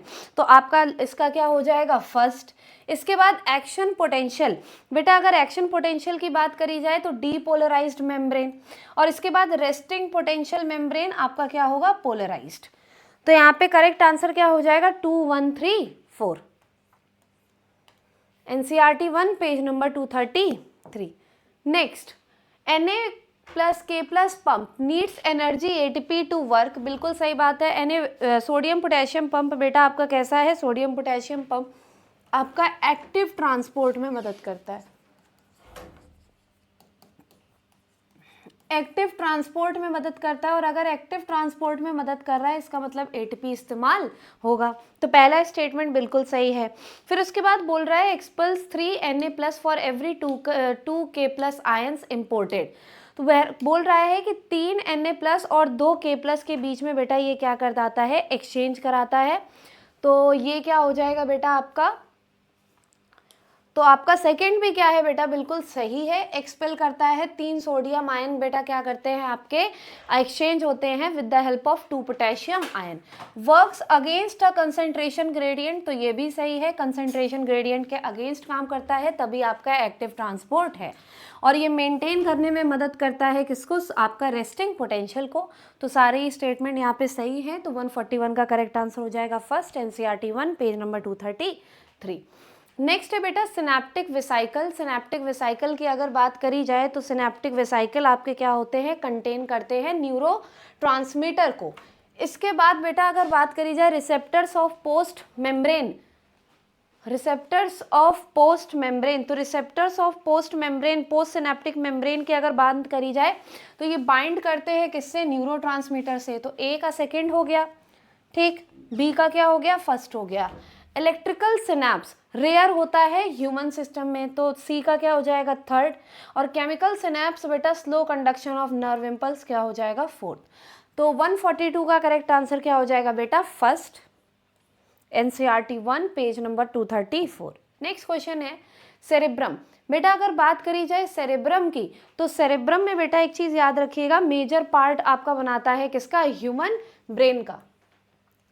अगर बेटा सेरेब्रल कॉर्टेक्स की बात करी जाए तो सेरेब्रल कॉर्टेक्स बेटा आपका क्या होगा, ग्रे मैटर ऑफ ब्रेन। फिर इसके बाद कॉर्पस कैलोसम, कॉर्पस कैलोसम क्या करता है, आपके दो जो आपके सेरेब्रल कॉर्टेक्स हैं उनको क्या करता है, बांधने का काम करता है, और किसकी मदद से, ट्रैक्ट ऑफ नर्व फाइबर होता है। एसोसिएशन एरिया क्या होता है बेटा, ना ही ये पूरी तरीके से सेंसरी होता है, ना ही ये पूरी तरीके से मोटर होता है, इसके कॉम्प्लेक्स फंक्शन होते हैं। तो ए का क्या हो गया बेटा, ए का सेकेंड, बी का फर्स्ट, सी का थर्ड एंड डी का फोर्थ। तो correct answer will be second, NCERT 1 page number 236। Question number 144 में बेटा कह रहा है कि लिम्बिक सिस्टम रेगुलेट करता है activity of endocrine along with hypothalamus. तो यहाँ पे ये स्टेटमेंट बेटा क्या है, सही है। Limbic system help to regulate excitement, pleasure, rage and fear, तो ये भी स्टेटमेंट बिल्कुल सही है। Basal part of the diencephalon, और इसमें कई सारी चीज़ें मिलकर क्या करती हैं, आपके लिम्बिक सिस्टम का फॉर्मेशन करती हैं। NCERT 1 page number 236, deep structure होता है, एमाइगडाला, हिपोकैम्पस और ये सारी चीज़ें मिलकर लिम्बिक सिस्टम का फॉर्मेशन करती हैं। नेक्स्ट अगर बात करी जाए हाइपोथैलेमस की, तो बेटा हाइपोथैलेमस कैसे होते हैं, न्यूरो सिक्रीटरी सेल रिलीज करते हैं, न्यूक्ली। वाइट मैटर की अगर बेटा बात करी जाए तो inner part of cerebral cortex. Amygdala की बेटा बात करी जाए तो अमेगडाला क्या है, बिटवीन थैलेमस, अमेगडाला क्या है बेटा, पार्ट ऑफ लिम्बिक सिस्टम। और मिड ब्रेन बेटा किसके बीच में पाया जाता है, थैलेमस और पॉन्स के बीच में। तो ए का क्या होगा बेटा, सेकंड, बी का फर्स्ट, सी का फोर्थ एंड डी का थर्ड। तो करेक्ट आंसर विल बी 145 का करेक्ट आंसर हो जाएगा सेकंड। नेक्स्ट क्वेश्चन की तरफ चलते हैं, NCERT 1 page number 236। Next question की तरफ चलते हैं, ब्रेन स्टेम। बेटा ब्रेन स्टेम की अगर बात करी जाए तो ये कंट्रोल करता है ब्रीदिंग एंड कॉन्शियसनेस को। बेटा सेरेबेलम की अगर बात करी जाए तो सेरेबेलम का काम होता है बैलेंस एंड कोऑर्डिनेशन का। इसके बाद लिम्बिक सिस्टम की अगर बात करी जाए तो इमोशंस को कंट्रोल करता है। सेरेब्रल एक्वाडक्ट किसको कंट्रोल करता है, क्या है बेटा, ये कैनाल है किसकी, आपके मिड ब्रेन की। तो ए का क्या हो जाएगा बेटा, ए का हो जाएगा थर्ड, बी का हो जाएगा फोर्थ, सी का हो जाएगा आपका फर्स्ट एंड डी का सेकेंड। तो correct answer will be third, NCERT 1 page number 236।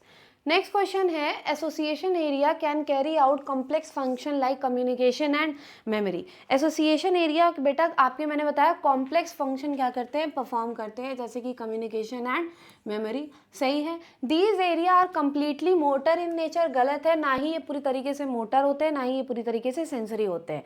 तो असर्शन तो सही है लेकिन रीजन गलत है, तो आंसर क्या हो जाएगा, थर्ड, एनसीईआरटी 1 पेज नंबर 236।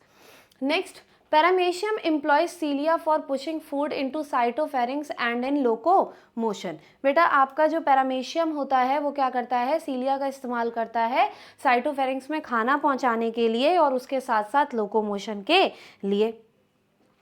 इसके बाद आपको यहाँ पे फॉल्स स्टेटमेंट बतानी है। तो पहला स्टेटमेंट तो सही है, hydra takes up help of tentacle for both food capturing and locomotion. ये भी सही है। हाइड्रा किसका मेंबर है, आपके टीनोफोरा का मेंबर है, तो वो इस्तेमाल करता है किसका, टेंटिकल्स का, with the help of stinging capsule. All locomotion are movement but all movements are locomotion.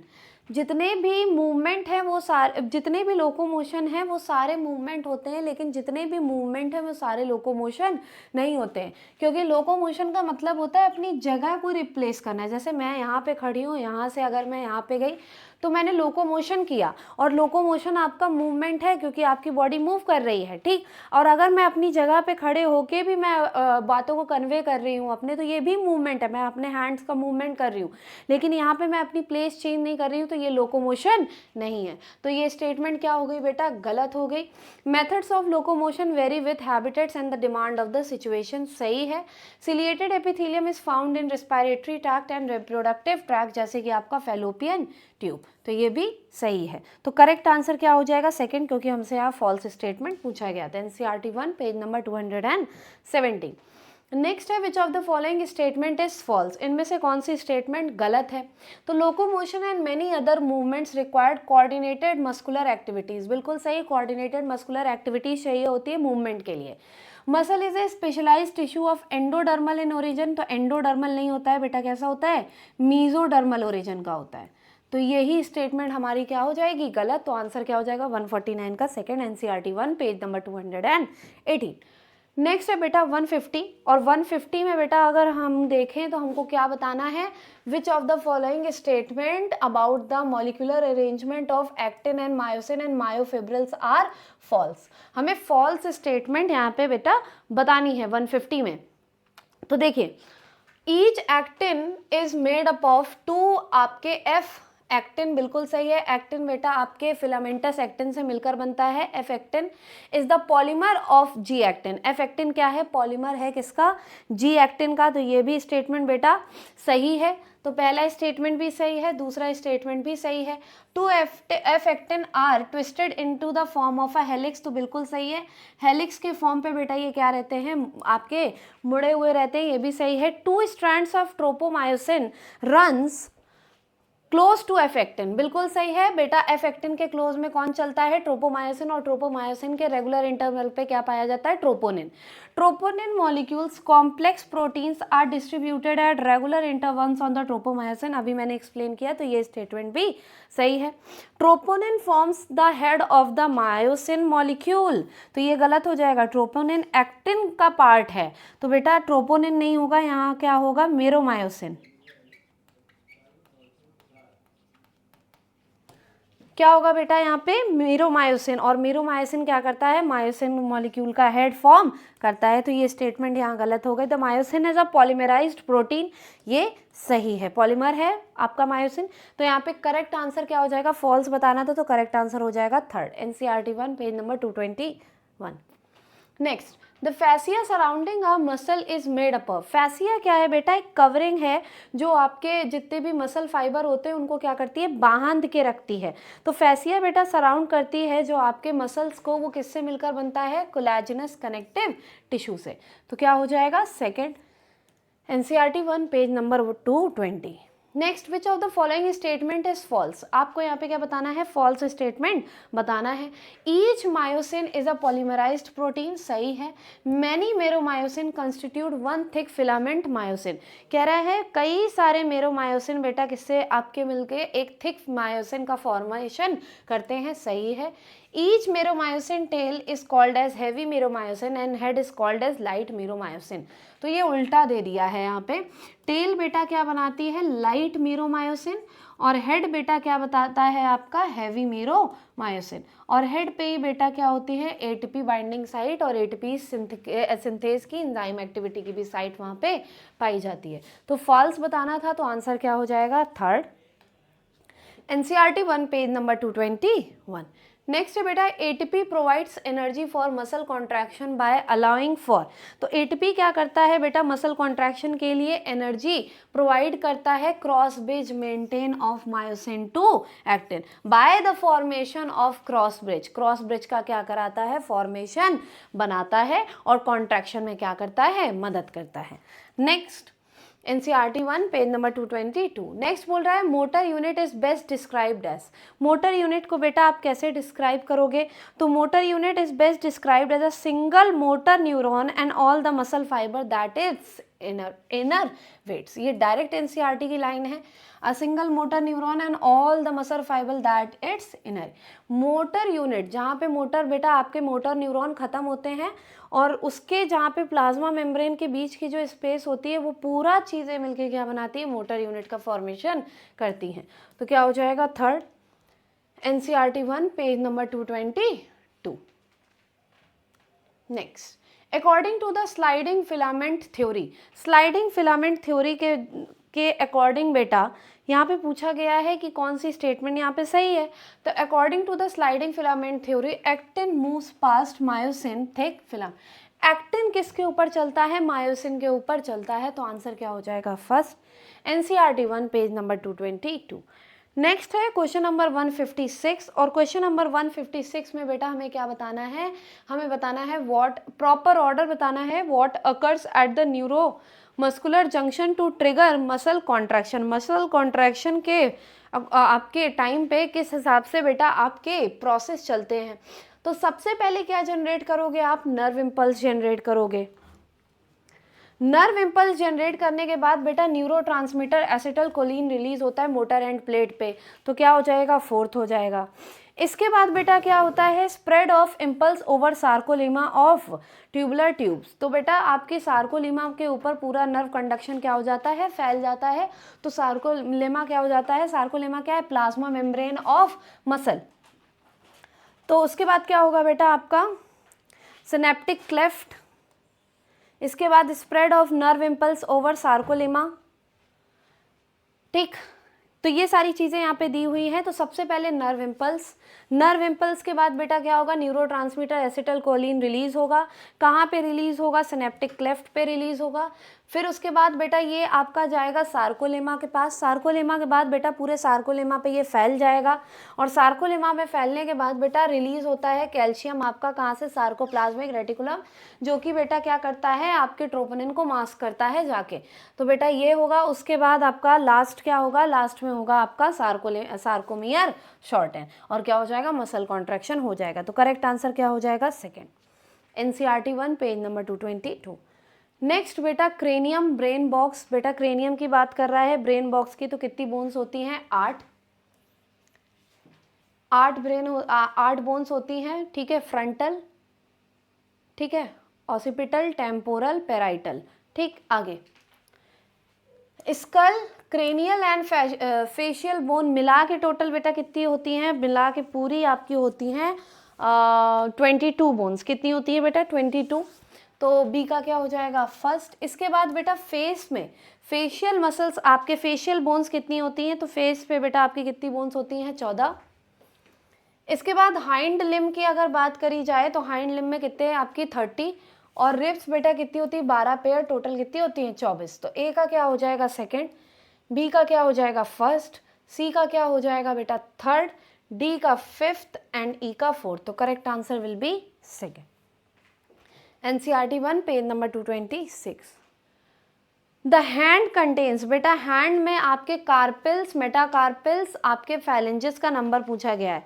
तो अगर बात करी जाए बेटा हैंड की, तो हैंड में आपके कितने कार्पिल्स होते हैं, 8, कितने मेटाकार्पिल्स होते हैं 5 और कितने फैलेंजेस होते हैं बेटा 14। तो 8, 5, 14, 8, 5, 14। तो आंसर क्या हो जाएगा, third. Next, the shoulder blade is large triangular bone situated in the dorsal part of the thorax between the second and the seventh rib. It is called as। तो बेटा जो शोल्डर ब्लेड होता है वो कैसा होता है, लार्ज ट्रायंगुलर बोन होती है जो पीछे साइड पे होती है और उसको बेटा क्या बोला जाता है, स्कैपुला बोला जाता है। क्या बोला जाता है, स्कैपुला। ये देखो, ये जो है ये बोन कौन सी है, ये बोन है आपकी कौन सी, क्लेविकल या आपकी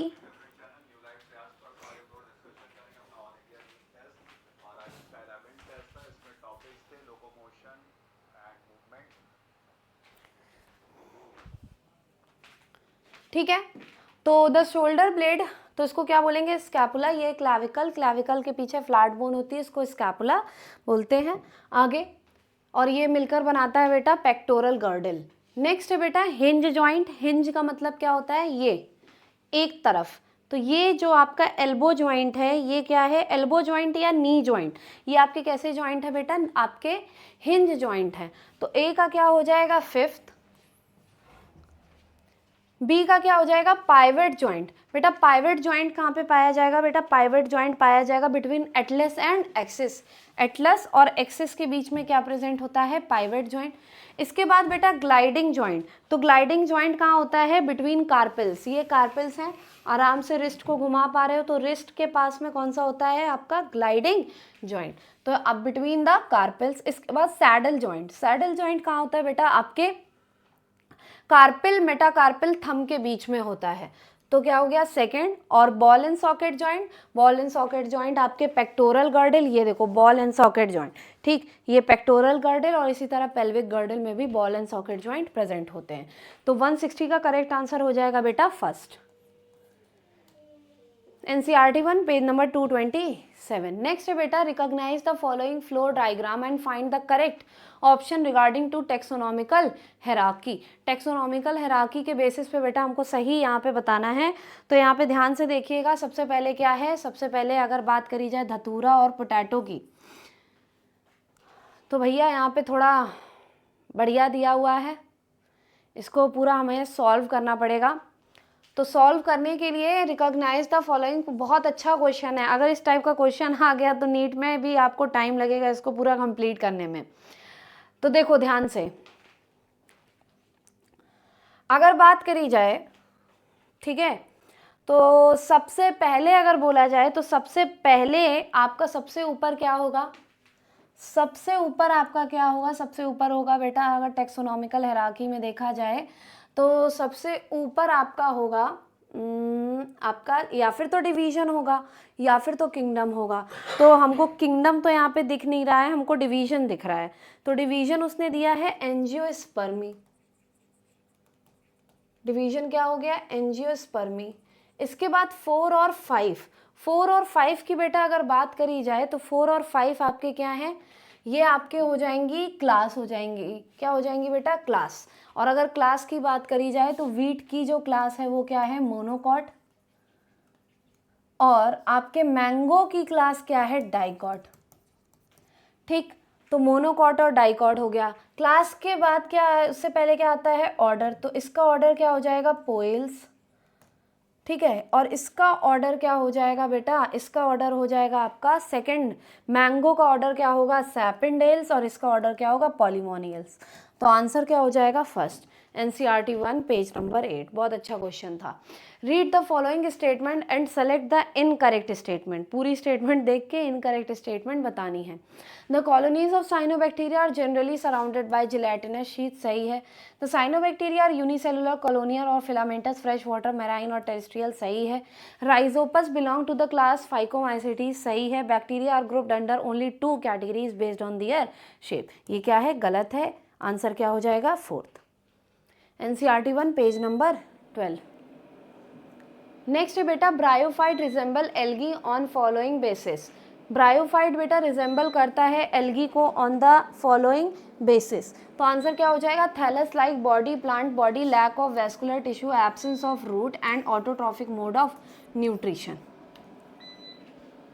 नेक्स्ट क्वेश्चन है यहाँ पे, which of the following animals do not belong to class Mammalia. तो बेटा बैट मैमल है, वेल मैमल है, प्लेटिपस मैमल है, आपका टर्टल मैमल नहीं है, और आपका डॉग फिश भी मैमल नहीं है। तो आंसर क्या होगा बेटा? C and E। NCERT 1 page number 50। Next है बेटा लैम्प्रे। अगर लैम्प्रे की बात करी जाए, पेट्रोमाइजॉन, लैम्प्रे, तो ये किसका मेंबर है? ये साइक्लोस्टोम्स का मेंबर है। और अगर ये साइक्लोस्टोम का मेंबर है तो ये माइग्रेट करेगा फ्रेश वाटर में फॉर स्पॉनिंग। रोहू की अगर बात करी जाए तो रोहू आपका बेटा, रोहू क्या है? आपकी ऑस्टिकथीस की मेंबर है। और अगर ऑस्टिकथीस की मेंबर है तो इसके पास लाइक्लॉइड या टेनॉइड स्केल होगा। लैंसलेट, ठीक है। ट्राइगोन क्या है बेटा, ट्राइगोन स्टिंग रे है, ठीक, तो इसका क्या हो जाएगा 5th, तो ए का क्या हो गया 3rd, बी का क्या हो गया 4th, सी का ई का क्या हो गया 5th, डी का क्या हो जाएगा टेट्रापोडा है आपका 2nd, तो आंसर क्या हो जाएगा बेटा 1st। इसके बाद बोल रहा है एग्जाम्पल्स यूरोकॉर्डेटा, अच्छा ठीक है, तो आंसर क्या हो जाएगा आपका NCERT 1 page number 46। Racemose inflorescence is identified by, racemose inflorescence किसके थ्रू आइडेंटिफाई होता है, तो acropetal arrangement of flowers on the peduncle, acropetal arrangement होता है, सही है। इसके साथ साथ continuous growth of the main axis peduncle, सही है, तो आंसर क्या हो जाएगा 4th, NCERT 1 page number 61। Next, Katherine Esau was born in, Katherine Esau का जन्म बेटा कहाँ हुआ था, यूक्रेन में, तो पहला क्या हो जाएगा Ukraine.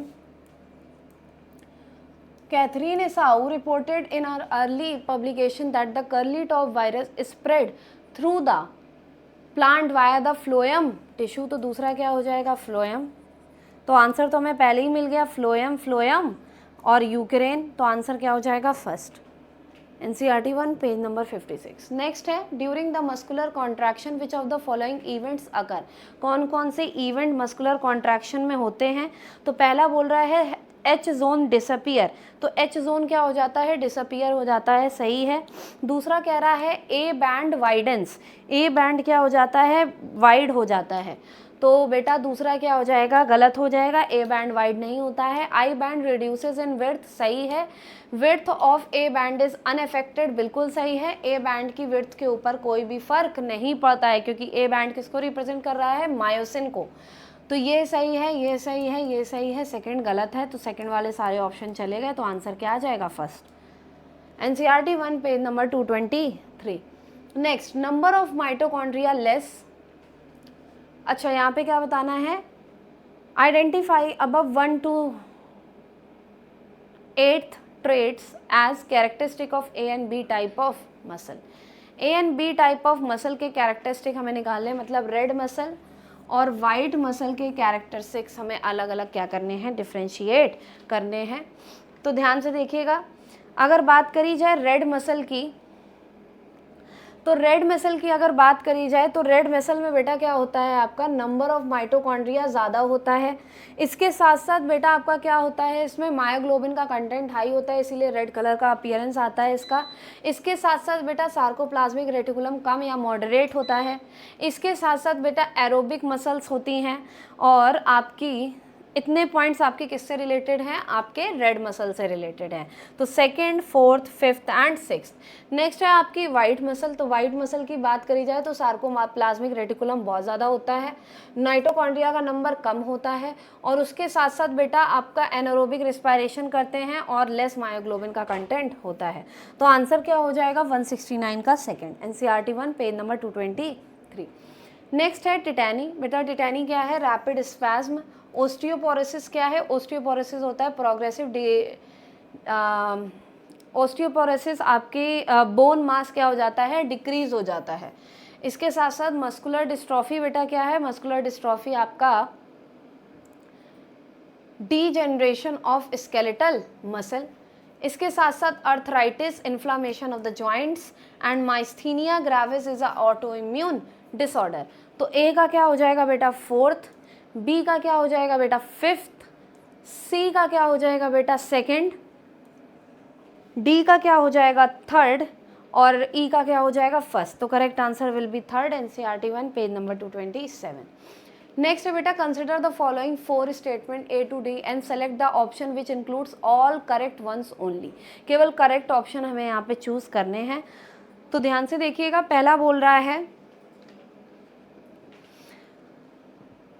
Each organised skeletal muscle is made up of number of muscle bundle और फैसिकल, सही है। Each muscle fibre has many parallelly arranged myofibril, सही है।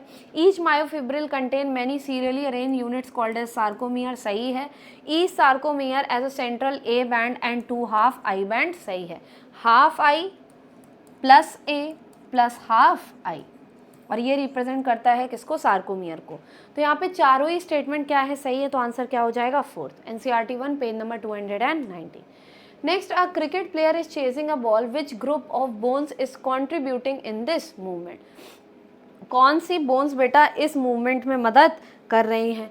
तो टार्सिल, टार्सिल मतलब पैर की, फीमर, फीमर आपकी लॉन्गेस्ट बोन, मेटाटार्सिल्स एंड टीबिया।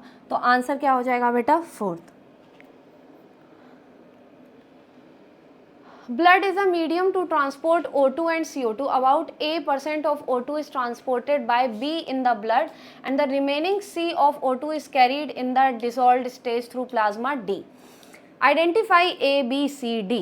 तो A की अगर बात करें 97% RBC के थ्रू जाता है और 3% प्लाज्मा के थ्रू जाता है डिजॉल्व्ड स्टेट में। तो आंसर क्या हो जाएगा बेटा? 173 का करेक्ट आंसर हो जाएगा सेकेंड। नेक्स्ट क्वेश्चन है हमारे पास, ये था आपका NCERT 1 page number 189। Next question है, Nissl's granules are mass of ribosome and endoplasmic reticulum. यहाँ पे आपको क्या बताना है? यहाँ पे आपको बताना है करेक्ट स्टेटमेंट आपको बतानी है। तो ए सही है। निसल्स ग्रैनुअल और मास ऑफ राइबोसोम ओनली गलत है। Nissl's granule help in protein synthesis functions carried out by nervous system सही है। Nissl's granules are present in cell body and dendron सही है। एक्सॉन में एब्सेंट होता है। तो आंसर क्या हो जाएगा? ए, सी एंड डी। तो correct answer will B fourth, NCERT 1 page number 232। Next है बेटा, the given figure show steps XYZ of the conduction of a nerve impulse. Select the option given correct identification together with what represent. कौन किसको represent कर रहा है? यहाँ पे representation बेटा आपसे पूछा गया है। तो ध्यान से देखिएगा, ये आपकी क्या है? नॉर्मल स्टेट है। ये आपकी क्या है? पोलराइज स्टेट है। फिर उसके बाद डीपोलराइजेशन किया जाएगा। तो देखो, the resting potential, the current flows in an inner surface from site A to site B. बाहर की तरफ, अंदर की तरफ ए से बी की तरफ जा रहा है और बाहर की तरफ बी से ए की तरफ जा रहा है। And outer surface flows from B to A to complete a circuit of the current flow. Hence polarity is reversed and the action potential is generated at site B. बेटा ये आपका करेक्ट यहाँ पे रिप्रेजेंटेशन है। तो 175 का correct answer क्या हो जाएगा? First, NCERT 1 page number 233। Question number 176, which one of the following options gives the correct characterization according to ABC? तो A polarized, depolarized, excitable cell। तो excitable cell बेटा क्या होंगे? न्यूरॉन्स। तो ये नहीं होगा, ये नहीं होगा। और यहाँ पे देखो डीपोलराइज्ड के लिए लिख रहा है एक्साइटेबल स्टेज। तो एक्साइटेबल स्टेज नहीं होता है, एक्साइटेड स्टेज होता है। तो आंसर क्या हो जाएगा? थर्ड।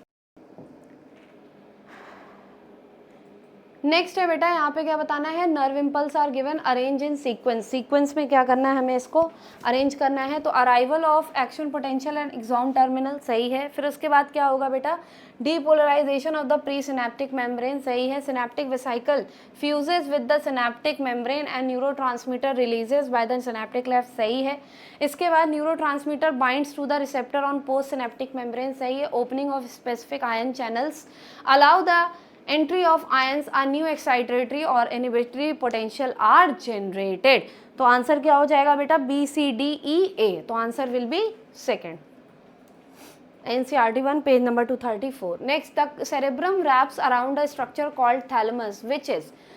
तो जो सेरेब्रम होता है, एक स्ट्रक्चर के अराउंड क्या होता है? रैप होता है, which is a major coordinating centre for sensory and motor signalling. तो 78 का करेक्ट आंसर क्या हो जाएगा बेटा? First, NCERT 1 page number 236। Next, how many ATP will be form directly by TCA cycle from a sucrose molecule. From a sucrose molecule पूछ रहा है, और टीसीए साइकिल से कितना बनेगा? तो टीसीए साइकिल में बेटा एक बार साइकिल रन करेगी। How many ATP will be form directly by the TCA cycle from a sucrose molecule. Sucrose molecule से पूछ रहा है। तो सुक्रोज मॉलिक्यूल से बेटा 4 ATP will be directly formed by TCA cycle from a sucrose molecule. कितने बनेंगे directly? 4।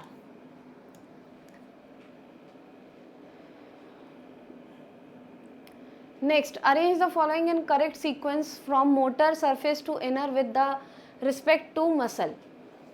तो यहाँ पे अरेंजमेंट पूछा गया है। तो अरेंजमेंट क्या हो जाएगा बेटा? अरेंजमेंट हो जाएगा, सबसे पहले फैसिया आएगा, फिर उसके बाद फैसिकल्स आएगा, फिर उसके बाद मसल फाइबर आएगा, फिर उसके बाद मायोफिब्रिल।